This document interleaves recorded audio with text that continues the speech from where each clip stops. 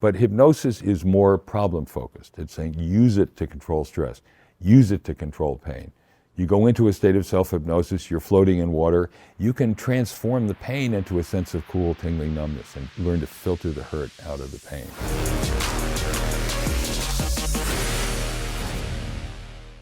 Dr. David Spiegel, welcome to the show. Thank you, Tom. Glad to be here. I'm very excited. So this is a topic, hypnotism, that I have long been fascinated by, but never met the right person that was taking a serious look at it. So I've had, obviously, encounters with stage hypnotism, which is fun, but not exactly the kind of thing where I want to rush up on stage and have somebody hypnotize me. Good. And so in the episode today, I want to really understand what hypnotism is, what it's good for, how it relates to an analytic tradition. You talk about Freud in the book. It was really interesting. You elevated my thinking around what hypnotism is and what it could be used for. Thank you. And I have a quote from the book that I want to start with, and I thought that this will set the stage well. If you can measure it, it's science. Everything else is poetry. Yet, assessment techniques have limitations. In the therapeutic odyssey, the clinician is best guided by both the science of Apollo and the poetry of Dionysus. Hypnosis is a fertile phenomenon for exploration by both the researcher and the clinician. It is a style of concentration, not a therapy, a capacity, not just a mystery. When the therapist employs trance and treatment, he is making maximum use of his patient's hypnotic capacity and motivation for change. All right. That's a pretty heady exploration that comes at the end of the book. So I had a lot of lead up before I heard that passage. Yeah. But what does that mean exactly? Well, Tom, I'm glad you pointed that out. And hypnosis is a state of highly focused attention. It's a naturally occurring state. It's an ability that many of us have and we underutilize. Our brains are the most powerful organ in our bodies, but they don't come with a user's manual. And so there are a lot of things that our brains can do that we're not fully aware of. So when you get so caught up in a good movie or a play that you forget you're watching the movie, you enter the imagined world, not the real world, that's a form of self-hypnosis. And one of the things that people misunderstand is because in states like that you tend to suspend judgment, you have great power to do things you may not have thought you could do. Like what? Well, right now you have sensations in your bottoms touching the chair, and hopefully you weren't aware of that until I mentioned it. If I did, we could stop now. We do it all the time. Your brain has the ability to say, this sensation is important, that one's irrelevant, don't bother with it, to dissociate aspects of sensory or cognitive experience. And we can learn to employ that and control it. It's where people make a big mistake about hypnosis. They think it's losing control. It's actually a powerful means of gaining control. It doesn't look like that from the outside. I've heard you say that before, and later, so you and I checked before we started. I did not think I was hypnotizable. Right.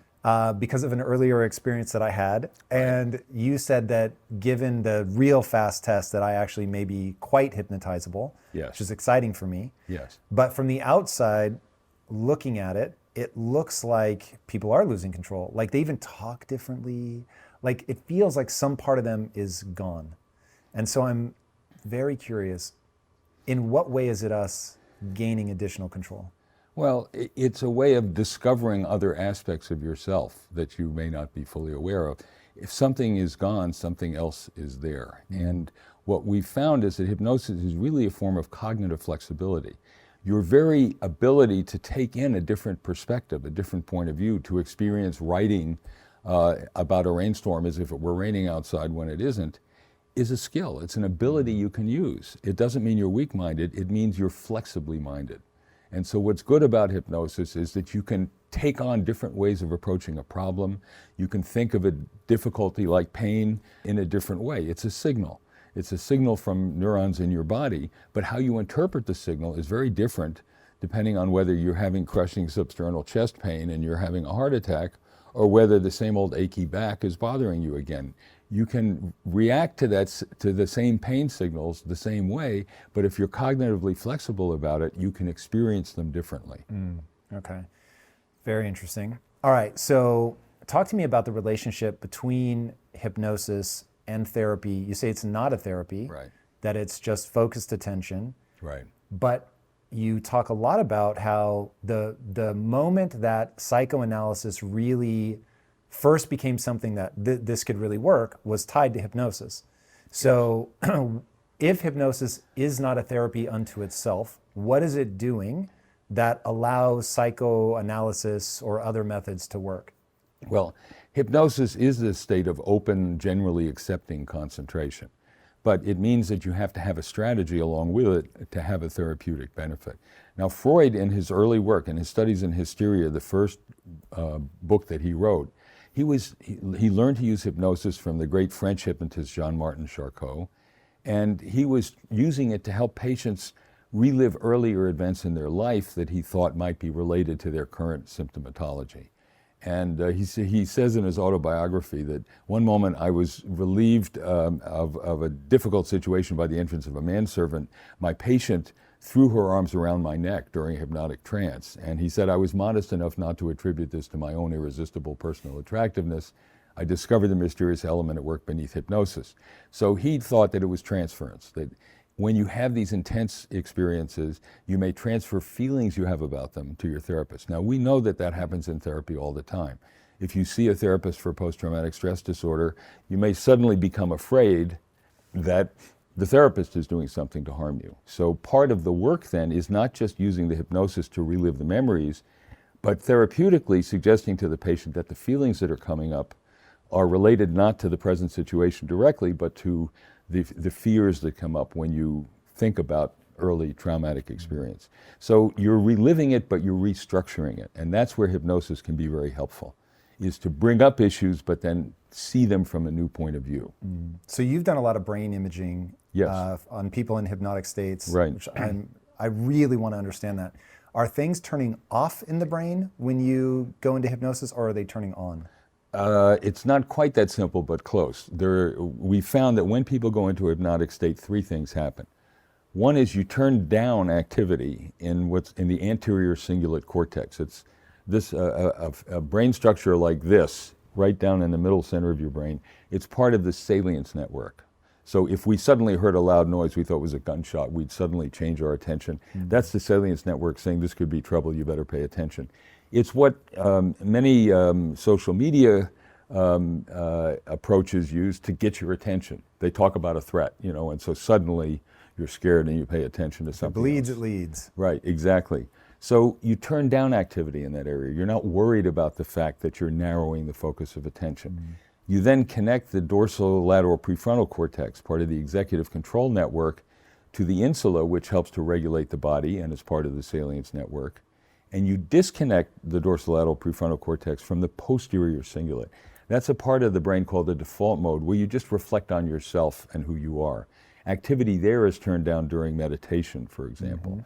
So you're worrying less about what else you might be thinking about, and you're allowing your executive control network to more strongly connect with your body. So it's a state of highly focused attention, dissociation of things that ordinarily would be in consciousness, and sensitivity to input that really represents cognitive flexibility. Whew, okay, so that's a complex bundle. Let's Yes, talk it about is. disassociation. Right. That sounds bad. I have a negative connotation in my mind. Somebody goes through a traumatic something, they disassociate. Do we have that from an evolutionary standpoint so that we can deal with trauma, or is there a beneficial take to that? Tom, that's a very astute point. I've sometimes wondered, why did we evolve to have this ability?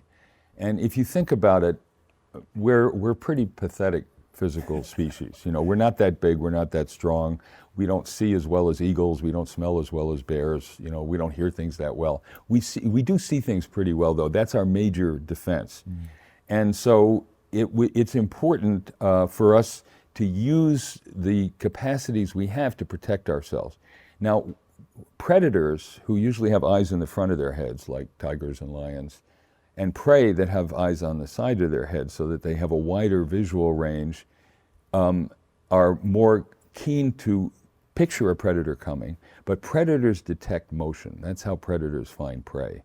And if you are good at staying very still when you're in danger or when you're hurt, you're more likely to evade a predator. And so there is real adaptive value to being able to inhibit the urge for motion, to control anxiety, and to reduce your ability to experience pain, to control pain too. So I think that this capacity to regulate concentration had real evolutionary adaptive value, and that's why we are this way. But we don't use it nearly as much as we could. All right, so I'm simultaneously disassociating, but I'm also paying closer attention to my body. Exactly.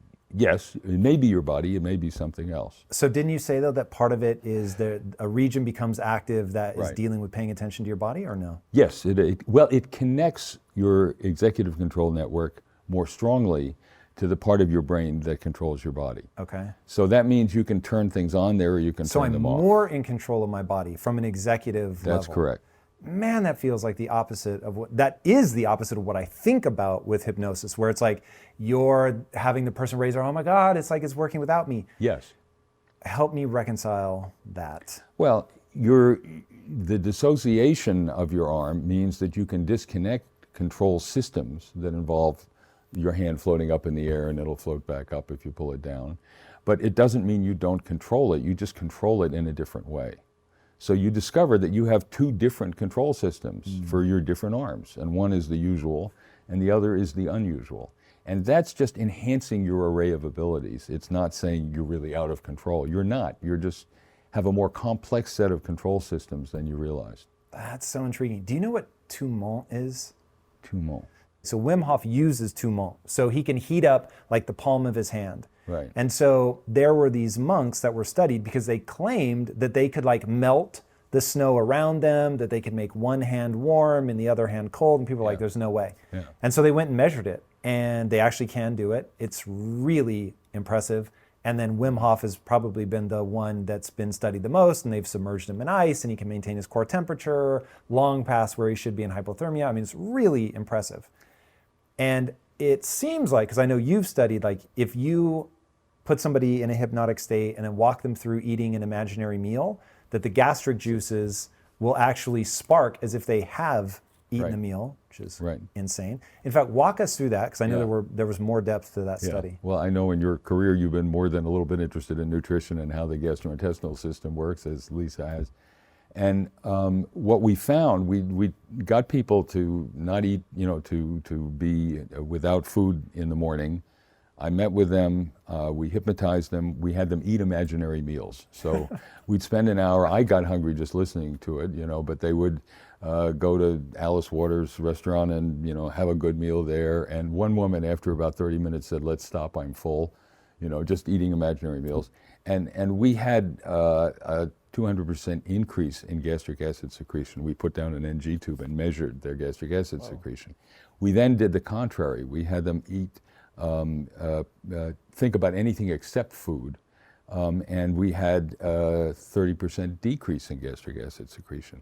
And even if we injected pentagastrin, which stimulates gastric parietal cell output, we still had a significant decrease in their gastric acid secretion. So we could change it in either direction in rather remarkable ways. And that suggests that we have a much more detailed control system in our brain about how our body reacts than we give ourselves credit for.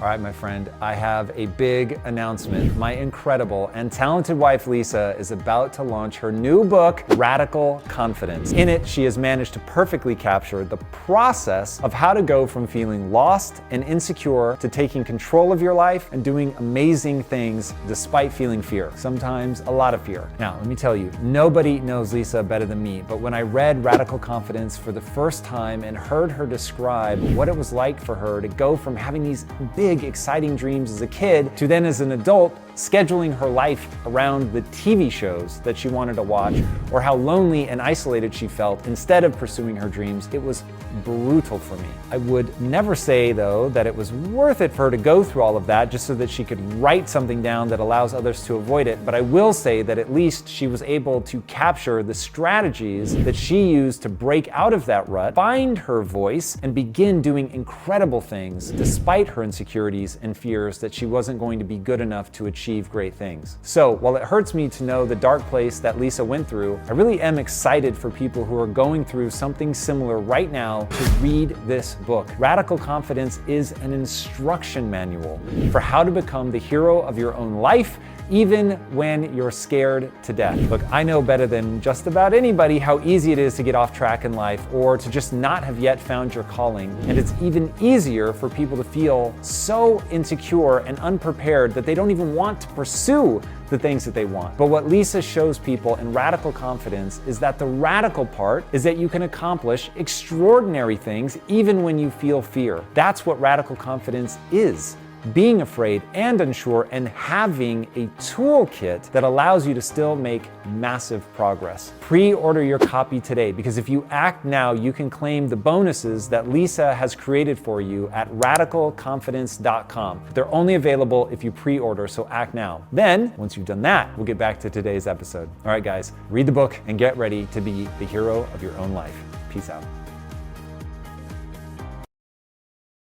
Yeah, that was one of the more surprising things in the book is, so anything that gives me the ability to influence what I think of as my subconscious, probably more sophisticated than that, but anything that allows me to do that becomes really enticing, because when I'm anxious, I feel completely like I can't get my body to do what I want.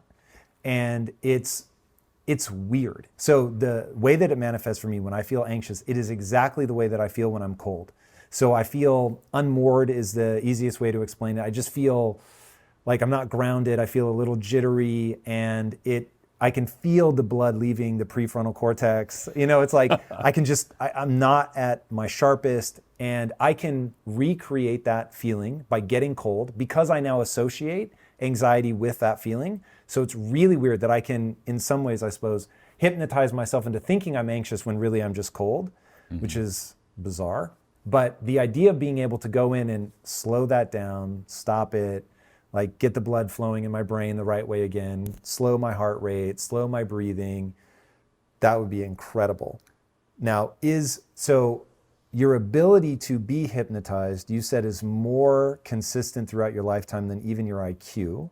That's right. But can I get better at that autonomic regulation over time? Or is that just like, once you're hypnotized, that's sort of it?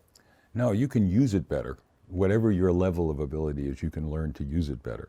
So what you've just described for me, Tom, is a typical thing that happens to people when they get anxious, which is one way they notice it is their body feels more uncomfortable. And you mentioned you feel cold, you may start to shake a little bit, muscles tense up, and then you notice that and you say, oh my God, this is going to be bad. You know, I'm getting anxious again. And what does that make you do? It makes you more anxious. So your brain is sending you the signal. It's like a snowball rolling downhill. So the way we use hypnosis for that often is to teach you how to focus first on making your body feel more comfortable and then on the problem that's making you anxious. But it becomes... Why? That's really interesting. Because you may not be able to control what's making you anxious, but you can control how your body's feeling. You can control how your body is reacting to the stressor. And that by itself starts to make you feel better, because what bothers us about stressors is they're threats that we're not sure we can control. And so we often start out with this associated learned helplessness, where we feel the signals that come when our bodies are telling us, you're anxious, you're stressed, there's a problem.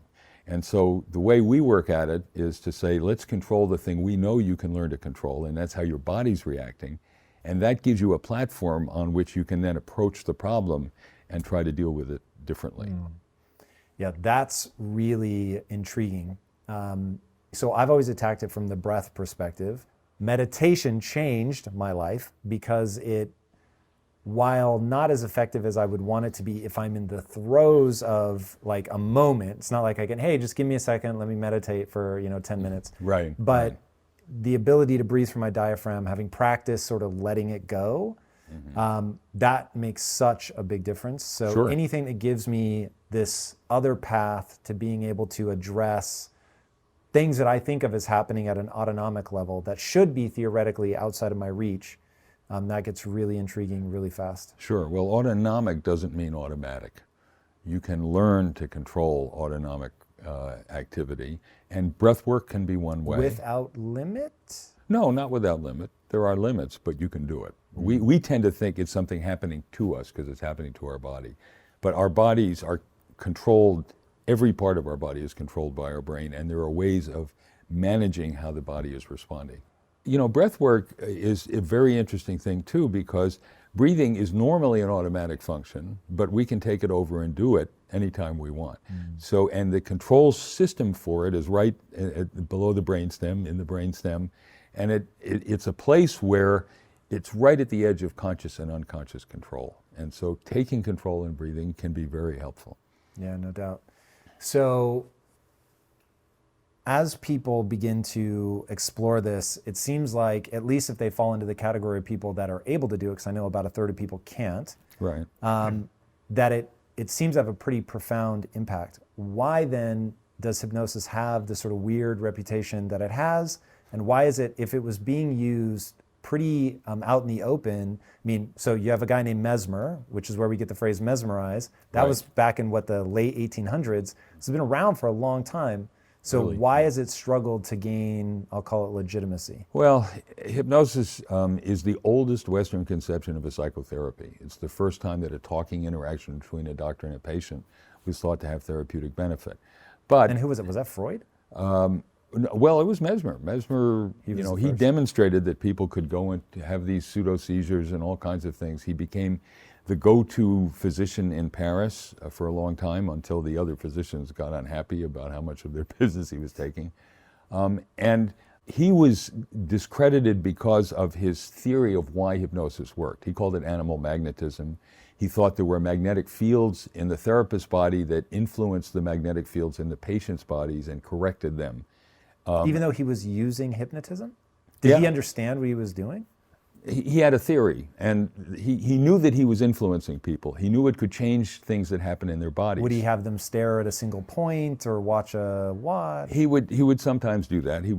But he also put them next to what they called paquets in France. They were tubs filled with magnetic filings, and the idea was a weak magnetic field, and that maybe the magnetism would change the magnetic fields in their bodies. That wasn't true. And so a French commission that included our own Benjamin Franklin, who was having fun in Paris, the brilliant chemist Lavoisier, and a doctor well known for his work in pain control, Dr. Guillotin, the inventor of the guillotine. He kind of created the mind-body problem. Yeah. They were all on this panel. They decided that he was wrong about magnetic fields, which he was wrong about. But they kind of threw out the baby with the bathwater, and unfortunately, a lot of hypnosis has been associated with stage hypnosis, with people who don't know anything about doing psychotherapy or assessing medical problems. And so it got a bad rap. But then, you know, there have been bad drugs too. There have been snake oil salesmen forever, and somehow we don't see medication as necessarily being bad in the same way that we have with hypnosis. So it got a bad rap, but it's still around because there's something powerful and helpful about it. Yeah, it's really interesting. So one thing that stage magicians do, that the post-hypnotic suggestion, where it's like, hey, you're going to go back to your seat, and when you hear me say chicken, you're going to yell out. A, is that real? Does that work? And if it does work, why? Well, it has to do with your openness to incorporating novel cues and dissociation. That And you're do not, people know that, like, if somebody is hypnotized and you give them a post-hypnotic suggestion, do they know that they're going to have that reaction, or are they as surprised? well, they know and they don't know. Part of their brain knows because some of them do it. Not everybody by any means. You know, the stage hypnotists, the beginning of any of these shows, they'll get people cycling on and off the stage, because only about 1 in 10 people are so hypnotizable that they'll do stuff like that. Right. So they filter them around until they get the few who will. But the ones who do have taken in the information but don't consciously remember the instruction episode, and so when they hear the cue, they do it. Not everybody does, but some people do. So the information is there, but the awareness of how and when they got it and what it means is not there for the moment. You know, I think it's one of the things that scares people about hypnosis is that it shows us how susceptible to influence we are. And I wish people in this country were a little more aware of how susceptible to all kinds of strange, weird influences than we are. Tell me more. What do you mean? Well, people are willing to believe just flat out lies. You know, they're willing to believe stuff that we And all are know they is not true. hypnotizing themselves because they Well, want I to think, believe it? I Or think some of them are. I think a lot of the people are just they're going with the content rather than the context of what they should know is going on. So they're dissociating what they say they think is true from what they know couldn't possibly be true. that's really interesting. So you've referenced hypnosis being like looking through a telephoto lens, Right. where you see with more clarity something, but it's completely devoid of context. That's exactly right. And so if you strip away the context or alter the context, you may think things are true that simply are not. And you know, going back to your magic thing, you know, there's a magic wand, and there is some connection between the magic wand and the hypnosis, you know, the old idea of the dangling watch, which is you get somebody to pay attention to what you want them to pay attention to and not what else is going on around. So And you so can that clicks them into that narrowed focus. exactly right. Okay. And so simply the act of narrowing one's focus puts you into a hypnotic state if you're prone to it. hypnotizable. Yes, it does. And that's what you do in a hypnotic induction. You get people to focus on a very narrow set of things, see what you can observe and feel about them. And that can be an induction into a hypnotic state, and it can occur in a matter of seconds. It doesn't take minutes so or weird. hours to do. Okay, so we get in this hypnotic state. In fact, this may be interesting to combine these two things. So you've said basically all kids are hypnotizable. Right. And from the age of 5 to 10, 6 to 11, somewhere around in there, it's just like maximum hypnotizable. You call your kid into dinner, he doesn't hear you. He's out playing. And that's what's so wonderful about childhood, is work and play are all the same thing. You just get totally absorbed in it. And so yes, most 8-year-olds are in trances most of the time. Kids are little sponges. They want to take in everything. They don't judge it and keep it at a distance. They just take in whatever is going on. It's a wonderful learning strategy, and children, you know, human children have the most profound periods of dependence of any creature. So they have to learn how to live. And being open and accepting, concentrating very intently, is a good learning strategy. And so I think that's one reason that children are so much like that. But as they go through adolescence and they learn what we call formal operations, they learn logic, you know, that a tall, skinny jar doesn't hold any more water than a short, fat one. They tend to employ critical judgment more. Their prefrontal cortexes are growing at that time. And so they learn to balance taking in new information with evaluating and thinking about it, which is also a very useful human skill. So some people retain that kind of more childlike ability to just take it in and go wow and feel absorbed in it. And other people develop a more logical, orderly, step-by-step process of learning, and that can work too. Okay, so talk to me about how we go about the reframe, the recontextualization. Hypnosis is used a lot in pain, it's used a lot in trauma, Right. age regression, like all of this stuff. So there might be two things there. So one, you've got reframing, which I assume would Right. need a therapist. And then the other one is accessing something in a context-dependent state or a conditionally dependent state. I forget the words you use in the book, but like that you have to be in that same dissociative state or whatever to remember. Right. What is that? Well, I think that when many people are traumatized, they will often say that everything else disappeared. Many sexual assault victims say they experienced the rape as if they were floating above their bodies, feeling sorry for the person who was being assaulted. You see pictures of people after 9/11 covering their mouths and unable to say anything. You go into an altered mental state. And so one reason that hypnosis can be so helpful with people who have been traumatized is that they can get into the congruent mental state. And they will sometimes tell you that they remember things or aspects of the trauma that they had not thought of in the interim period. And you can also help them see it from a different point of view. So for example, I was asked to see a woman who had been through a violent attempted sexual assault. She wanted to better picture the assailant's face. It was getting dark. And as we went back and relived it, she's clearly getting upset again the way she was at the time. She said, you know, I realized something that I didn't let myself see before. He doesn't just want to drag me upstairs and rape me, he's going to kill me. And so I asked her to just try and stay with that feeling for a little bit. And then I said, now I want you to picture something else on the other side of this imaginary screen. Your body is safe and comfortable. You're not going to be hurt now. I want you to picture what you did to protect yourself. And many assault victims don't think of that, but everybody has a strategy to try and stay alive. And she said, you know what? He's surprised that I'm fighting that hard. He didn't think I would. Now, she wound up with a basilar skull fracture as a result of fighting him off. But she realized, you know, I may have saved my life. And so it gave her a different perspective on the traumatic experience. And hypnosis can help you do that in a hurry, to allow yourself to be aware in a controlled way where you know you can turn it on, but you can turn it off. And then picture also a different aspect of the traumatic experience. We call that restructuring, cognitive restructuring of what the event is. And that's a way to help people deal with trauma. So what do people mostly come to you or any clinician that uses hypnosis for?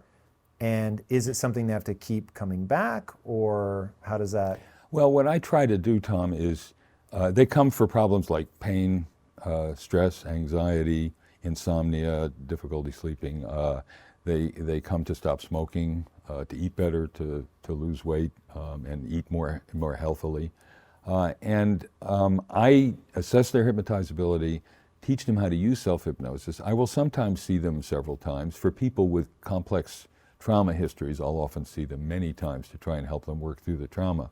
But what we tried to do is come up with a way that they could still get much of the benefit of working through the experience, but not have to keep come see me or another clinician. So with the Reverie app, they can hear my voice, go through the same procedure, but modified depending on how they're reacting to it, and put themselves to sleep.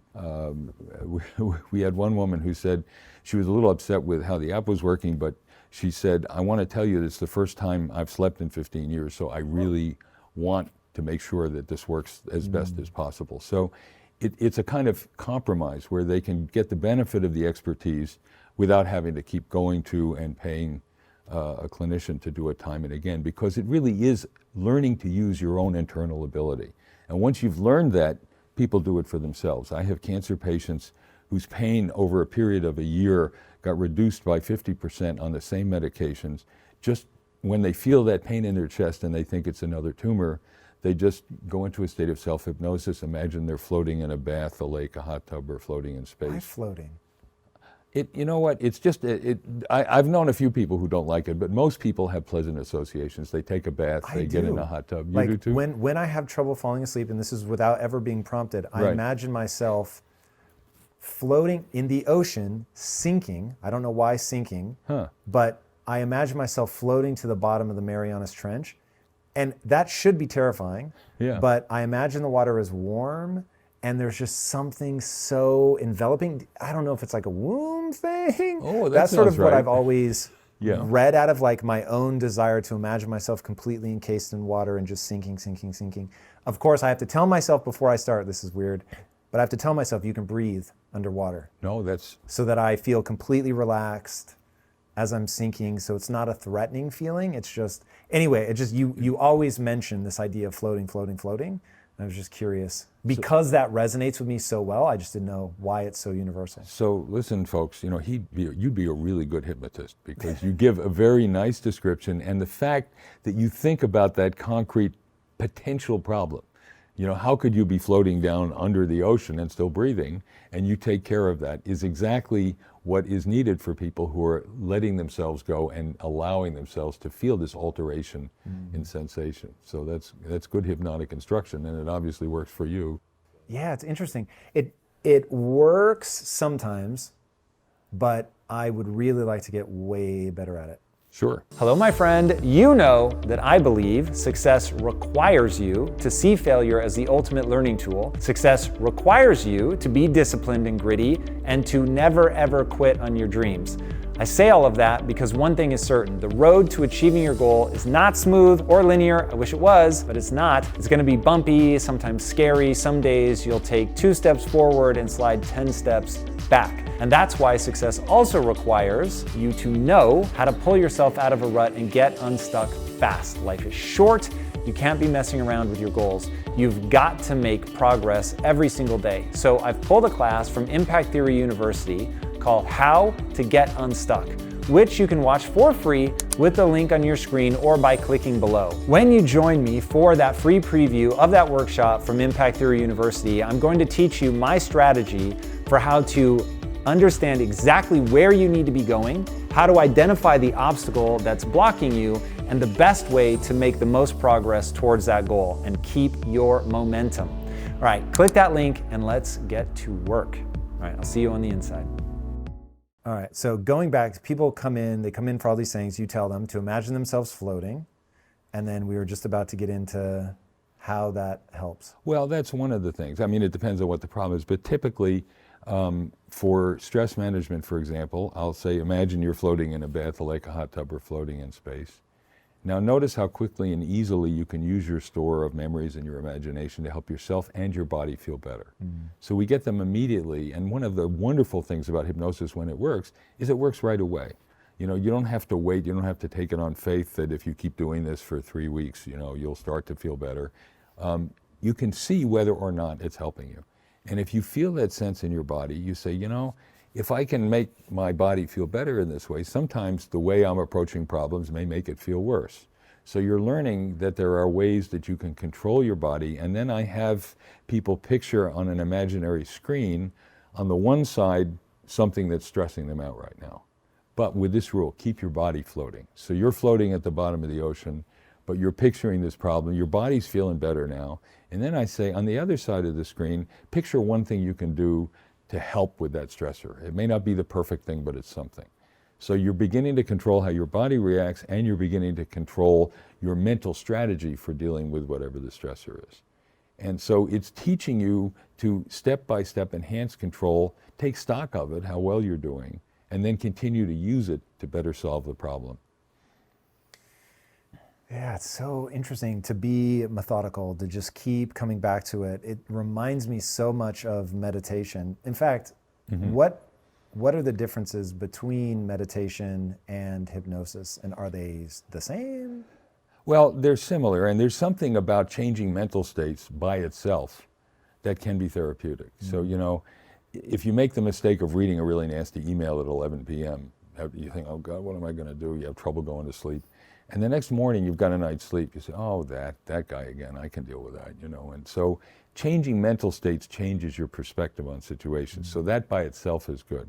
Hypnosis is more Western. It's problem solving. You know, it's done for a purpose. Whereas mindfulness is meant to be a way of being, training your brain to have open presence, to just experience things without judging them, to develop a sense of compassion for other people, to do a body scan and check out different parts of your body.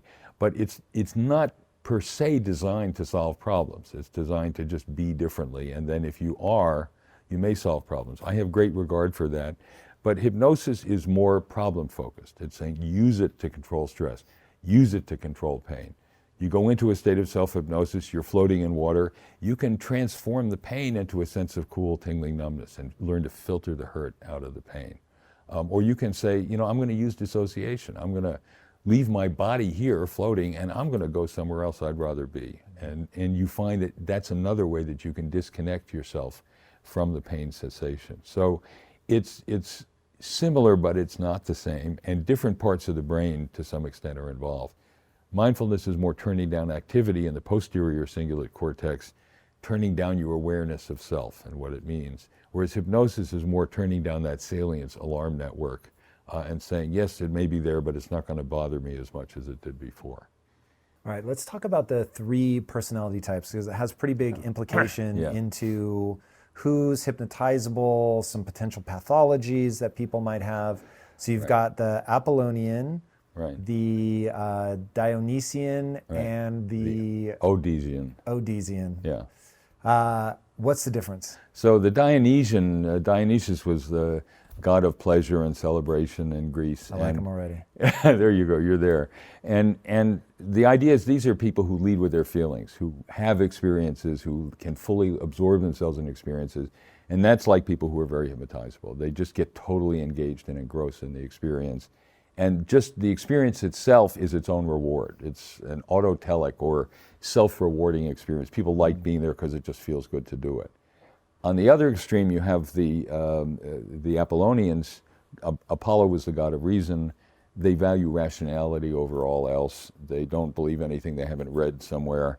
And they think through everything logically and have trouble allowing themselves to put feelings first and just think things through. And those people tend not to be very hypnotizable. And I treat them, but in a much more step-by-step, logical, linear way. The Odysseans for Odysseus, who would have these grand adventures and then come back and reflect on what they meant, are sort of more in between, where they'll allow themselves to feel, but then pull back and wonder, feel bad about it. They can be prone to depression, they reflect on what happened and they're unhappy about it. So those tend to be the three personality types that we identify with. The Odysseans are mid-range in hypnotizability, the Dionysians are high, and the Apollonians are low. Okay, and so where does this start to get into pathology? Well, we find that people who are mid-range, the Odysseans tend to be more vulnerable to depression, if anything. Because they ruminate? Yeah, because they ruminate about they have the experiences, but then they ruminate about them and go over and over, and sometimes have a lot of negative self-talk about, why did I let myself do this? What kind of person am I? They overgeneralize a bad experience to be a judgment about who they are, and they start to feel hopeless, helpless, and worthless. So it can degenerate into a kind of depression.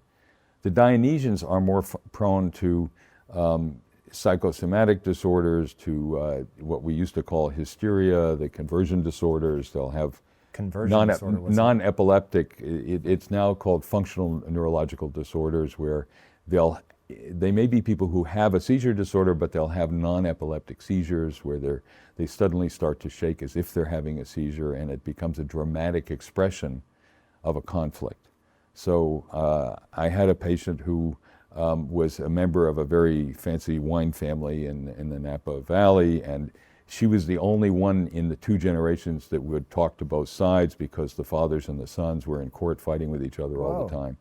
And she started to develop these seizures. She was trying to just make peace and get everybody together for Thanksgiving dinner, and everybody was yelling at her. And she decided she had to do something when her daughter had a baby, and they wouldn't let her hold the baby because they were afraid she'd have a seizure. So I did two things. She was very hypnotizable. I had her bring on a seizure. She made it happen. And then I taught her to make it weaker and weaker, so you can't stop it right now, but you can start it. And that's a way of teaching you control. And I said, the other thing is, when your father calls you and starts yelling at you on the phone, hang up on him. She was calling him every day, and he'd always yell at her. I said, you don't have to take that. So teach him a lesson, and just don't talk to him until he stops doing it. And she's now holding the baby. The kids are growing up, and she's doing fine. So she could express herself more in action than in words. And I was trying to help her learn to provide structure to that situation. All right, we get our hooks into this through different means. So it could be meditation, it could be hypnosis, it could be a psychoanalytic tradition, but finding ways to acknowledge, I'm putting that, you never said that, so I'm putting those words in your mouth, but that seems like you can get on board with that. And then reframing it. And that hypnosis is a great way to get us into a hyper sense of concentration, but with some disassociation in there, so that we're altering the way that we perceive things. And then we can reinforce this in ourselves, and we can get better at doing this, whether it's reducing pain, reducing anxiety, reducing the tremors, whatever the case may be, by practicing this. Now, when we're in self-hypnosis, would we be repeating in our heads the kind of thing that you say, like, I'm floating, I'm going down, I'm feeling calm and safe, and on this side of the screen, I'm gonna imagine this, and over here? Is that what you're doing, or is it, once it becomes the self-reinforcing part, does it take on a different approach? Well, it's good to have a structure like that to start with, and to start out doing. And again, we can allow people to hear that again and again if they want, using the Reverie app. Or seeing other people who practice hypnosis if they want. But yes, it's a starting point. If you have a structure, you can learn how to get there, you can see what you can do, and then you can develop on it. You can say, well, I feel better rather than floating. I like to imagine not being in the ocean, but floating in space. Or I can be somewhere else, like lying on the beach in the sun, where I feel comfortable. So they can elaborate on it and use it in a different way that they begin to develop. But it helps, like with any practice, to begin with a concrete example so you can see what it feels like, and then you can start to amplify it in various ways. And a key part of this is the sense of feeling safe, I imagine, having to get people into that state where they're calm, they're relaxed. Right. And then you pull in that idea. Now, one thing that makes me think of is doing treatment with drugs. So MDMA is something that I've long promised myself that I would try. I'm super, like if I were going to do a drug, it would definitely be MDMA, at least from what I hear. It sounds pretty extraordinary. And the way that I explained it to my wife is, imagine if I put you in a state where you're just awash in serotonin, everything feels good and okay and embraced with love. And now I have you in that state revisit a trauma. And now it's, whether it's a deeper empathy for yourself, if it's something you blame yourself for, or a greater understanding that you're going to be okay now and that you can move forward sort of in this light and love. I know you've looked at psilocybin and the way that it can change people's sense of what dying means. Have you seen a similar kind of effect from hypnosis? Yes, hypnosis can be helpful in teaching people how to change both their physical state, how they feel physically, to control it even without the drug, but also the effect of the drug. So one of the things that MDMA does, it's called ecstasy, it's the sort of interpersonal connection drug. It helps you feel more connected with other people. Now, many people who have been traumatized feel ashamed of what happened. They feel guilty. We'd rather feel guilty than helpless. And there was, Whoa, that's a statement. yeah, and people blame themselves for events they had no control over. Why on earth would we rather feel guilty than helpless? That's interesting. Because you think if it was your fault, you could replay the movie and make it come out differently. Trauma is, in essence, the experience of being made into an object, a thing. You have no control over what's happening to your body. And so you'd rather feel you were in a situation where you were still in control, you could have made it come out differently, but you didn't do the right thing. Part of it is to detach yourself enough, but approach it so that you can get a truer perspective on what happened and what you could do and what you couldn't do. So you don't blame yourself for things you don't control. And there's a sense of shame that comes with that. So many people are ashamed of whatever trauma was done to them. Many sexual assault victims are ashamed about it, even though they have nothing to be ashamed about. And so a drug that helps you feel you can reconnect with people can help to counter that sense of shame and isolation that many people who have been traumatized have.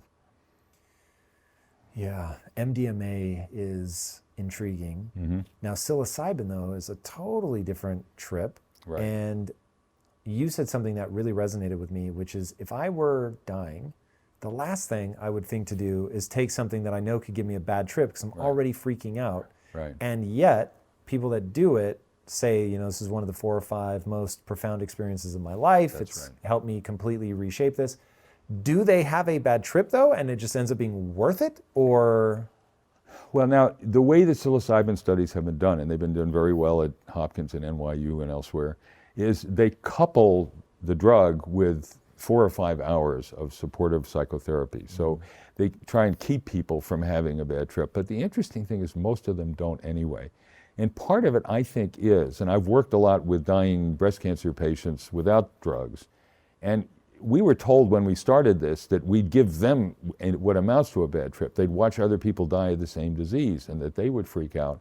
But you know what? Death isn't a novel concept. It's just having the ability to face it. One of my patients said, it's like looking into the Grand Canyon when you're afraid of heights. You knew if you fell, you'd be a disaster, but you feel better about yourself because you're able to look. I can't say I feel serene, but I can look at it.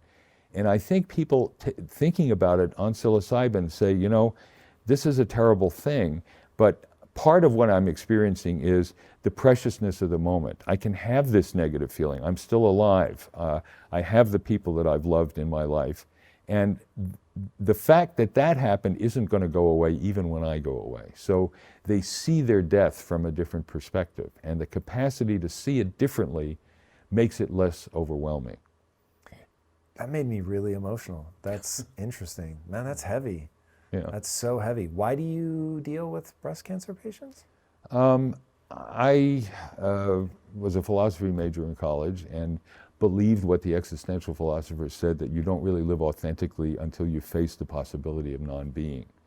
And so I started with the help of Irv Yalom, who was a mentor of mine, a support group for women who were dying of breast cancer. And we were told that we'd make them worse, we'd demoralize them. But we wanted to see if it would be a way to actually enrich their lives as they were facing the end of their lives. And that's what we found. And we found that they were less anxious and depressed, they had less pain. And in fact, in the first study we did, we found that the ones who were randomly assigned to the group therapy actually lived 18 months longer than the control patients. Now, they weren't cured of breast cancer, but they lived longer. So providing intense emotional support can help people help their bodies cope with even a very serious illness.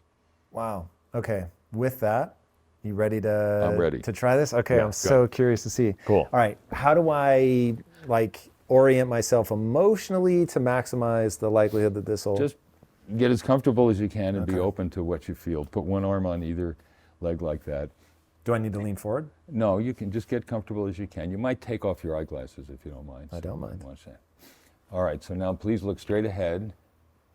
And now look up to the top of your head, all the way up high as you can. And as you look up, slowly close your eyes. Good. Take a deep breath. Let the breath out. Let your eyes relax, but keep them closed and let your body float. Now, as you concentrate on your body floating into the chair, I'm going to concentrate on your left hand and arm. Oops. In a moment, I'm going to stroke the middle of your left hand, middle finger of your left hand. When I do, you'll develop a sense of tingling and numbness and lightness, and you'll let it float upwards. Ready?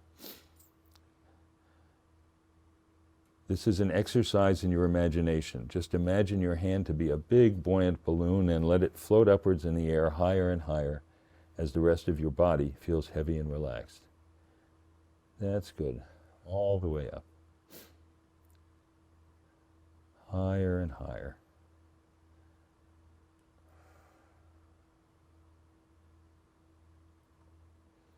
Each breath deeper and easier, hand floating higher and higher as the rest of your body feels heavy and relaxed. That's good. All the way up. The higher it goes, the lighter it'll feel. Each breath deeper and easier. That's good. All the way up. The higher it goes, the lighter it'll feel.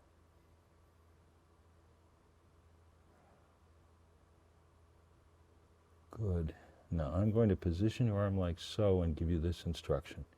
Your hand will remain light and in this upright position even after I give you the signal for your eyes to open.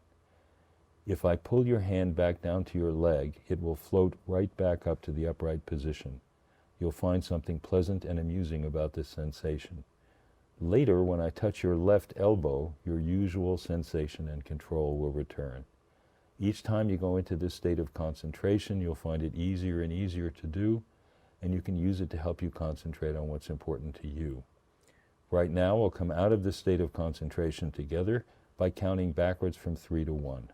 On 3, you'll get ready. On 2, with your eyelids closed, roll up your eyes, and 1, let your eyes open. Ready? 3, 2, 1. Good. Now stay in this position, please, and describe what physical sensations you're aware of now in your left hand and arm. It feels light. Light? And weird. It changed while it was moving. At first, I felt it was really subtle, just moving. But now it actually feels buoyant. It feels buoyant. Yeah. Does your left hand feel as if it's not as much a part of your body as your right hand? It feels the same, but it feels like it's being altered by something. It feels buoyant. It still feels like mine. Yeah. But it feels like, I don't feel like I'm holding it up. Good. All right, well now note this. See, it feels like it wants to move, but not enough to actually lift. Well, turn your head, look at your left hand, and watch what's going to happen. And see, now it doesn't feel like my hand, which is weird. Like looking at it does not feel like mine. That's super bizarre. And while you're looking at your hand, just imagine it to be a big, buoyant balloon.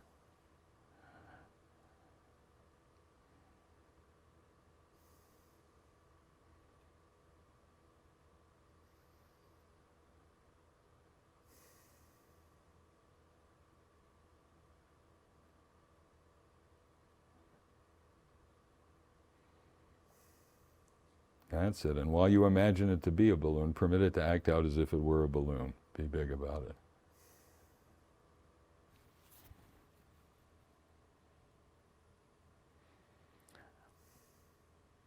Can you describe what that feels like?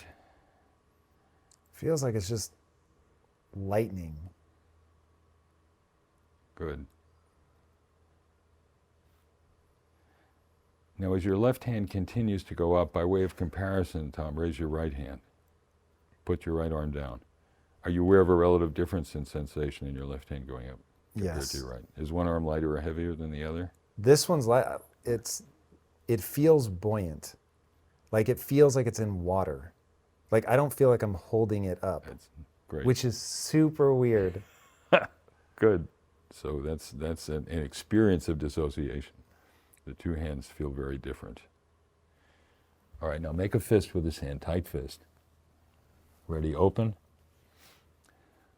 Are you aware of a difference in sensation and control now in your left hand and arm compared to a moment before? It doesn't feel buoyant, and Right. it feels like my hand again. Good. But it's really subtle. And did you have a sense of floating lightness or buoyancy in your left hand and arm during the test? Yes, very much so. Did you have that sense in any other part of your body? Head, neck, thighs, abdomen, chest, Not, all over? no. I tried to imagine myself floating, so I felt very calm and relaxed. But that was the only part that felt like when it was up here, like right now I feel like I'm holding it there. Right. But when it was there before, I didn't feel like I was Right. holding it. Okay. Well, your score is 7 out of 10. You're quite hypnotizable. That was really interesting. But that was A, more subtle than I expected it to be. And B, that once I was in that position, then it really felt strange. I felt like I could leave it like that forever. Yeah. And I would have no sense of effort, Right. which was unexpected. You were able to do it without effort. And that's exactly what you can feel with hypnosis, that you can learn to change the way you experience parts of your body. And I could see how that would have tremendous implications for pain. Yeah. To your point about focus, like at one point, the only thing I was thinking about was my hand right, or my arm. right, exactly. Narrowing your focus, Yeah. disconnecting the way it felt from the way the rest of your body felt. That's what you can do in hypnosis, and very quickly. And what would you say your level of tension, overall physical tension, is right now? Well, it's back to normal. So Back to now I'm normal. aware that I'm on camera, that I'm being watched. Right. Whereas when we were doing that, at one point when my hand was up, I was completely focused on that and Right. forgot that I was in front of camera. I felt way more relaxed. Exactly. So you can see that you can reduce that level of tension very rapidly, and then it may come back, but you can do it again. You've learned that you can do that again. And so that's one of the advantages, is you have an in vivo experience of how quickly and profoundly you can change the way parts of your body feel or your whole body feels. What's interesting though, and you talk about this in the book, I wanted it, and this is weird and a little uncomfortable, I wanted it to come from you and not from me. Interesting. Like I was so aware of like, don't move it if it feels like you're moving it. You know what I mean? Right, Like right. that sort of Ouija board thing where it's like, I'm not going to move it. So if this thing moves, it's because somebody else is moving this thing. Right. And so I was almost too aware of that. So I wanted it to be external. I didn't want it to be something that I was faking. Right. But it's a learning experience, and one that you can learn to benefit from. And yes, it helps to have guidance into it, to see what the phenomenon is, to see how capable you are of experiencing it. But once you've learned that, you can I feel like increasingly I can do master it again. Yeah. That's so weird. Like I can now that I'm thinking about it, I've got that tingling sensation in Right. my arm again. Right. It's starting to feel light. That's really trippy. It's really interesting. Good. Dr. Spiegel, thank you so much for coming on the show. Where can It's a people pleasure. connect with you? Thank you. They can connect with us on Reverie. You can go to the App Store and download the Reverie, Reveri app. And we have a website, www.reverie.com, where you can also sign up for the Android version. We're developing that, and it should be out in a few months. So people who have Android phones, but if you have iOS phones now, you can download the app and try it out, try it free for a week, see what it's like. And we hope that it will help a lot of people control pain, help manage their sleeping better, control stress, eat better, learn to stop smoking, and find their focus the way you talked about. And that's what we want to help people do and use it to help better manage these problems. I can say from a sleep perspective, I downloaded it last night and tried the sleep thing, and I was falling asleep so fast. I was like, okay, whoa, I have to stop. I'm not done researching it. So yeah, but it was certainly effective for falling asleep. I'm really glad. That's great. Yeah, for sure. Good. Guys, this is something that intrigues me. I think that hypnosis is another tool in your toolkit. I highly encourage you to try the app. Definitely read the book. It's all amazing. He's also got a lot of other incredible interviews. Check them out. I think this is something that could be transformational for a lot of people. Speaking of things that could be transformational, if you haven't already, be sure to subscribe. And until next time, my friends, be legendary. Take care. Peace. Then what you realize is your capacity to tap into dopamine as a motivator, not just seeking dopamine rewards, that is infinite. And I can say with great certainty that this is how you were able to build a big company and sell it, how you've been able to build a successful podcast and sell it, how you constantly seeking, because seeking is the